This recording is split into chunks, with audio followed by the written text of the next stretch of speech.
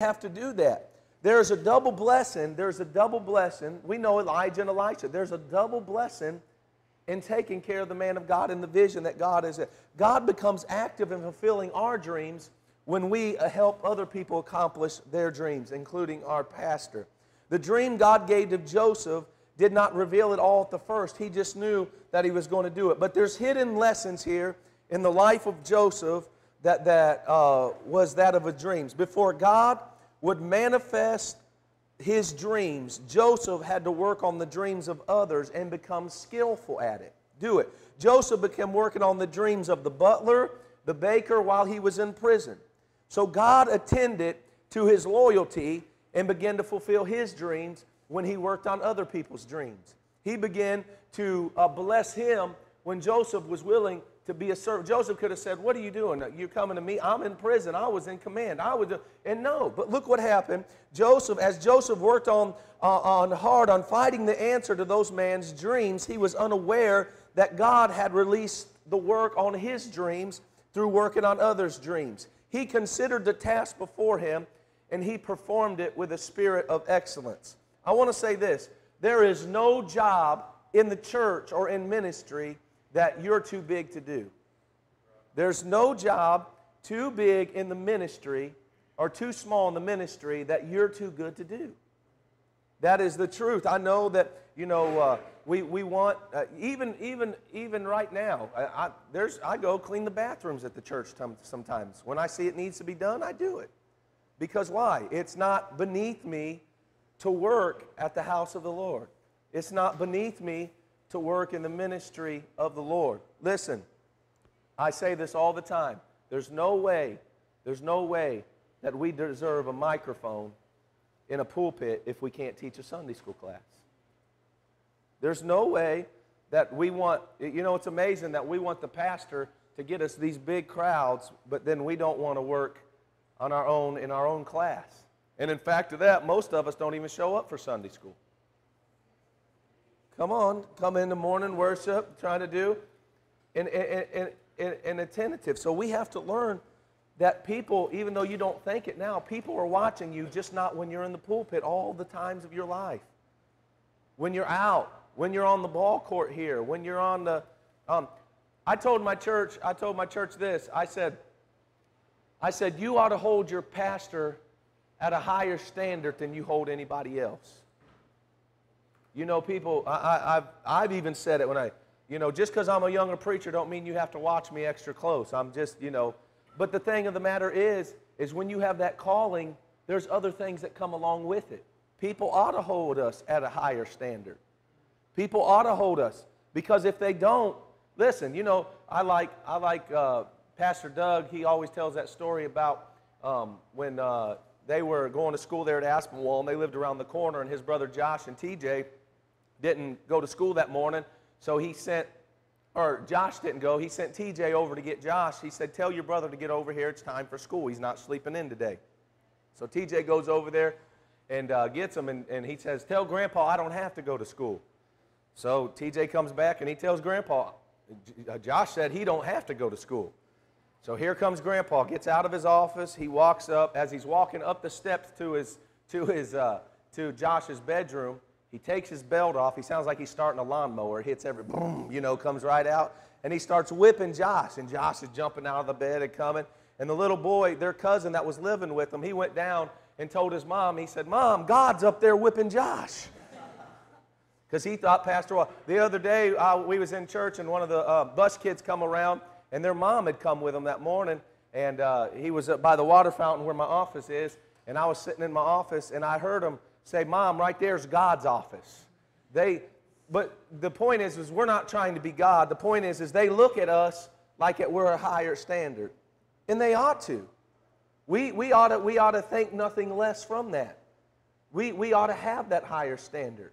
We ought to have that. We ought to know that they're doing, because that's what we're supposed to do. We're supposed to. It comes with the territory. It comes with it, because people are watching us at all times. You should never find an opportunity, even if you have one, to undermine your pastor's vision. Never. Even if you don't like what it is, you should never find that opportunity to do that. Because one day, when it's your church, you're going to have more than just one person trying to undermine you. Because it's a process. It's the law of nature. It's the law of nature. Mike Murdoch says it all the time. There's laws everywhere. You have the law of nature. It's undeniable. It happens. It comes back. I like Genesis 41, 11 and 12.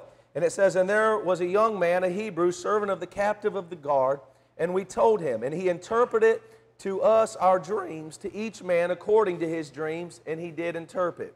And it came to pass, as he interpreted to us, so it was, he restored unto my office, and him he hinged. The butler admonished Pharaoh that no one except Joseph should interpret his dreams. He was excited about it.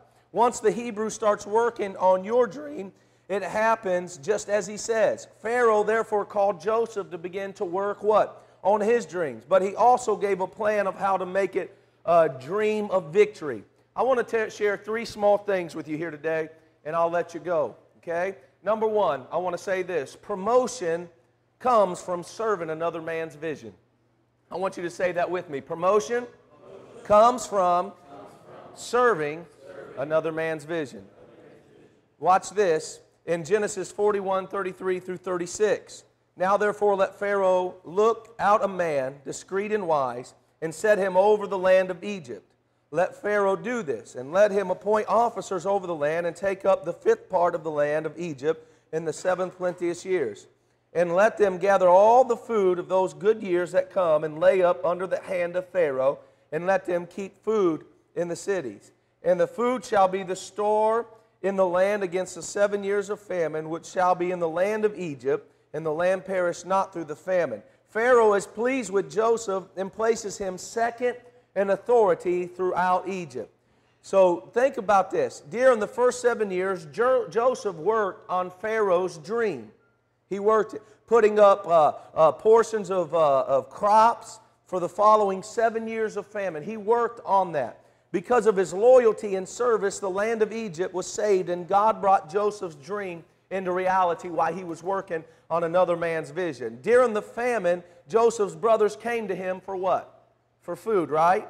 They did. They were unaware that by selling his brother, getting rid of them, they placed them on the road of fulfilling both of their destinies. His love for them resulted in Joseph allotting land and food and all this where the brother's household settled. Because he worked on another man's vision, God brought his vision to pass. Now I could see how Joseph was probably like, Lord, you gave me this vision. Here I'm in prison. I'm in prison. I'm in prison for something I didn't even do. Right? I'm in prison for somebody blaming me. They put their hands on me. I could have partaken in that lustful affair. I did not. And here I am, God, and I'm in prison. I'm in prison. You know, we've all had that attitude. This ain't fair. Look at them. They're promoted. Look at them. It's their turn to preach. Look at them. Pastor's using them more than me. Look at them. Look at all this. And see, what we don't understand is if Joseph would have given up then, he would have never seen his vision. If he would have been frustrated over that, he would have never seen his. Because we got to understand that our vision will be fulfilled when we work on another man's vision. Elijah worked with Elisha, and eventually he got a double portion. Joseph worked with the Pharaoh, fulfilled his dream, and look what happened. He went from the pit, then he went to what? Prison, but then he ended up in the palace. Right, why? Because he worked on another man's vision. There's no shame. Listen to me, there is no shame in working on somebody else's vision. There's no shame in working on somebody else's vision, helping it fulfill the work. And how do you know that one day that might not be your church? How do you know that one day that might not be something that God is using to help you later on in your life? But we got to understand small things matter. Small things. I always tell young ministers, small things matter. Details matter in a lot of things. Details matter. Number two, I want to talk about what is the result of faithfulness. What is the result of faithfulness?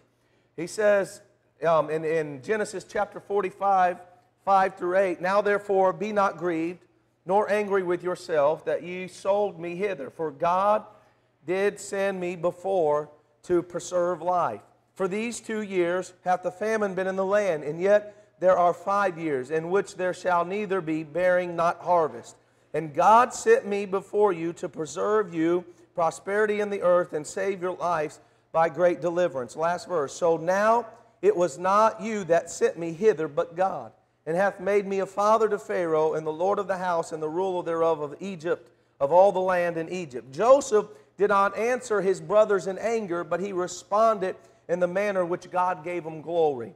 Listen, that God, I've learned one thing, and even when you're dealing with problems in the church, or your pastor is, or whatever it may be, and after a while when things come back and they come to you, you should never come to them with an attitude of, I told you so, or, that's what you deserve. No, you ought to respond like Joseph's brothers did. What? With the spirit of contentment with it. And whatsoever ye do, do it heartily to the Lord, and not unto what? Men. Colossians 3:23, one of my favorite scriptures. 2 Chronicles 31:21, it says, in every work that he began in the service of the house of the Lord, and in the law and in the commandments to seek his God, and he did it with all of his heart, and prospered. Ecclesiastes 9:10, whatsoever thy hand findeth to do, do it with all thy might. For there is no work, nor device, nor knowledge, nor wisdom in the grave, whither thou goest. Whatever you do, do it with vitality. Do it with passion. Do it with excitement. Like that's what you are supposed to do. The intensity to which the people serve their pastor determines how bonded they are, well connected they become to the vision that God's placed in their pastor's heart. As you work on the vision God has given the pastor, supernatural spiritual